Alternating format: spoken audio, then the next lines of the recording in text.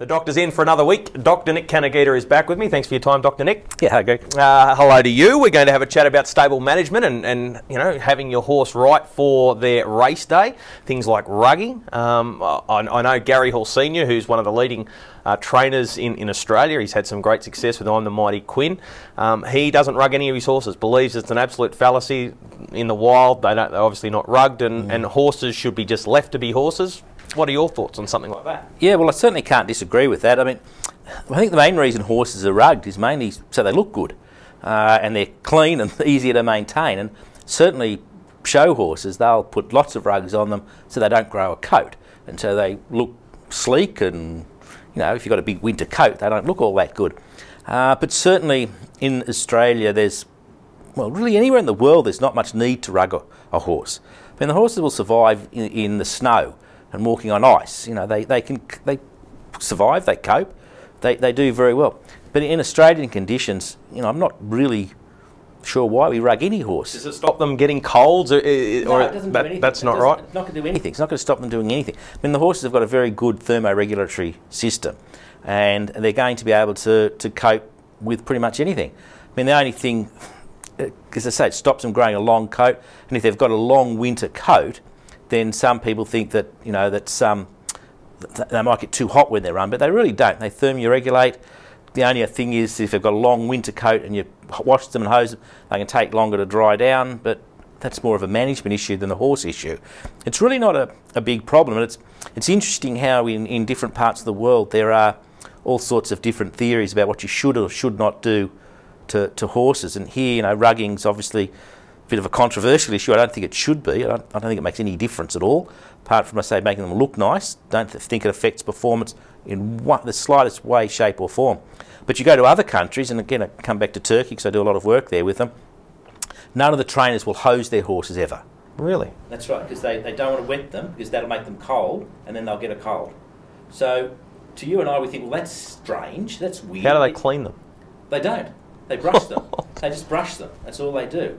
Yeah, and they've got several grooms that spend all day brushing the horses. But that's it. But if we told them about our rugging, they would laugh at us as well. And what do you want to do? So having said, they do rug them a lot to keep them clean over there as well. But that's one of the things. But they won't let them be exposed to any cold air. And in Turkey, it gets quite cold, and so they will actually block up all the vents in the stables and shut all the windows so no cold air can get in, because that's how they get sick. So we think, well, that's just silly. But, you know, if we tell them about some of our practices, they would think the same thing that we do. And rugging is a classic example of that. There's just no scientific basis at all for needing to, or performance basis or anything, for needing to rug a horse. So if you've got a horse that's chewing the rug and damaging the rug, just take it off. And you may need to clip them occasionally if they get, you know, long in the coat. But we probably see more problems from wearing rugs in that horses will chew at them. And I hate to think of the number of buckles or bits of rug that I've pulled out of a horse's intestines, that they've chewed a bit off the rug, swallowed it, and then it gets blocked up inside and builds up, and you have to, the only way you can get it out is surgically. And, you know, and people often will show them and they say, oh, that's the bit of rug that's missing. And they know exactly where it's come from. They can see a bit out of the rug. So, you know, I think they do more harm than good, really. What about feeding horses? Is there any advantage in feeding certain food to a horse? What do they need? There probably is. Yeah. There probably is, but trying to define exactly what it is very, very hard. I mean, people have tried different diets to racehorses since the beginning of time. And every now and then there's different fads. I mean, there's a theory at the moment that we should be feeding our horses a lot more fat in their diet as an energy source, but they don't like it much. What do you give them? There's certain diets that are high. Don't quiz me too much on food. But yeah, I think, and there's certain trainers that obviously do have more success, I think, because they feed a very good diet. Now, and that's a closely guarded secret, I would suspect. I think if you're using the best quality feeds that you can, that's the secret. And certainly giving them a balance of feeds if you can. And again, we come back to the supplement issue. Some of the feeds that you get, you don't get the opportunity to analyse them in depth. And if you get feed from a certain region during a drought, or it comes from a particular region that's deficient in selenium or something, you can be feeding that to your horse, and even though it seems okay, they can actually be deficient in different areas. And so it's really hard to control that. So a lot of the pre-mixed feeds take a lot of the guesswork out of it. I know traditionally a lot of horsemen like to make up their own feeds, and they buy a lot of the basic ingredients and mix it up. But that's where you can often end up with deficiencies and not be aware of it. Whereas the pre-mixed feeds have been tested and controlled, and you know pretty much what's in it. So, you know, I guess there's advantages and disadvantages, but I guess the pre-mixed feeds are probably a bit more reliable if you can get the right mix.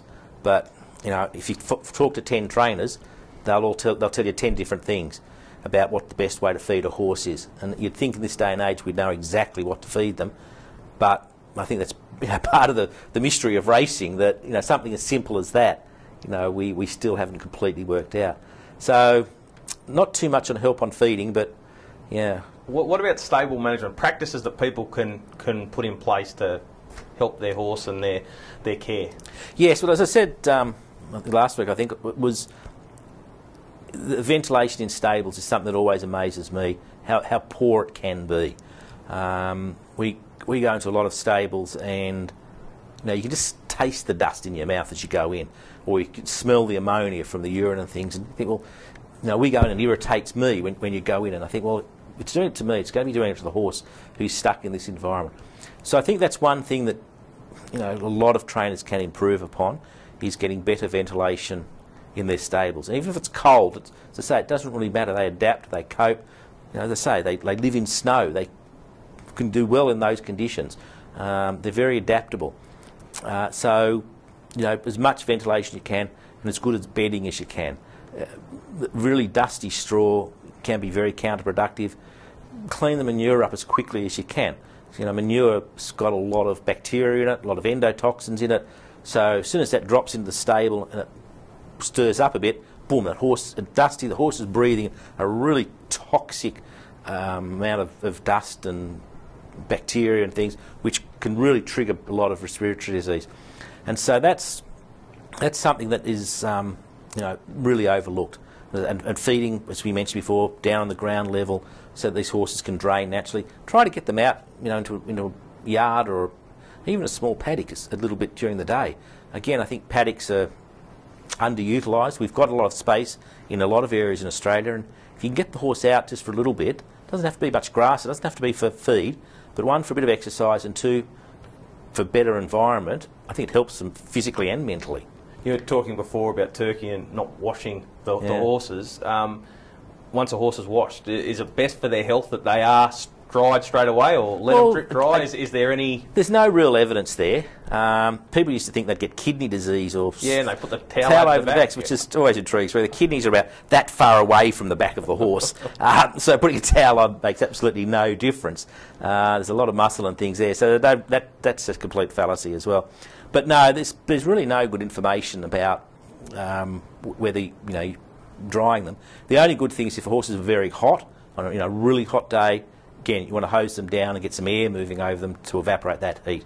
Because one thing with horses is they've got a very big body, and dissipating heat can be very hard once it's built up. You know, they've got quite a big surface area, but it's not enough to dissipate the heat because their bodies are so big. So if they get super hot, yeah, you do want to cool them down as quickly as you can after a race, and the simplest thing is cool water and air moving over it, so evaporative techniques. So they don't really, they can't sort of pant like dogs, and they can't get rid of heat very efficiently. They can sweat, but it's not a lot, and some horses lose the ability to sweat, and that's even harder than to lose heat. So that's the other thing, one thing you can do. Another thing that, you know, a lot of trainers will do, a lot of good trainers will do, is use ice straight after a fast run. And if you've got any area of inflammation or of damage, don't underestimate the simple use of ice. And, you know, an argument can be made that perhaps every horse after a run should have all its legs in ice for, you know, half an hour or so. I mean, it's a common fad amongst all the footballers and things. You often see them in ice buckets and ice baths, and not sure how effective that is for them, but whole body immersion in ice. But but it's certainly, if you've got a localised area of inflammation, it decreases inflammation very quickly. On that subject, there has been an argument put forward that horses should be given anti-inflammatory straight after every fast run, and I know quite a few trainers that will do that. You know, as soon as the horse gets back to the stable, off the track, as soon as you can, medicate them, give them some phenylbutazone, which is a very, very common anti-inflammatory, just to decrease any inflammation that's going to happen. And you know, as long as the horse is not backing up too soon, that's something you can do for a day or even 2 days and decrease the inflammation. What about rehydrating a horse after work? How important is that? Yeah, it is important. Again, it depends on how much fluid they've lost, and they will usually rehydrate themselves pretty quickly. Okay. If they haven't drunk enough or they're dehydrated, which is quite easy to tell if their skin gets quite tight and is no longer supple, and you tent it up and it stays there, you know they're dehydrated. If you want to, then the simplest way is stomach tube them and rehydrate them with water or some electrolytes in it. You don't give them too much electrolytes because that can actually sometimes have a diuretic effect coming through if you give them too much of one or the other. So often just simple water can be just as effective in rehydrating them as anything else. So that's a good way. If they're really crook for whatever reason, like they've tied up for instance, then we need to give them some fluids intravenously, and you can give it quite quickly if you need to. I know in Hong Kong at the racetrack there, they've actually got a system set up for horses that do get too hot, and they take them straight into this room and they just blast them from all sides with cold water. Right. And they have it set up so they can get fluid into every vein that they can find, and they can just get this horse's temperature down and get the fluids up really quickly. They put chilled fluids in so they can do it very, very quickly. Because it can get very, very hot and humid in Hong Kong, and on the track there they can do it. Unfortunately, they only race at a couple of tracks, so they can have all this set up. But in Australia, it's a bit harder given the the diverse nature of our racing. But that's heat is one issue that you can really need to look after. All right, Dr. Nick, thanks for your time this week. That's fine. There he is, Dr. Nick Kanagita. The doctor's in. Another week on Trots TV.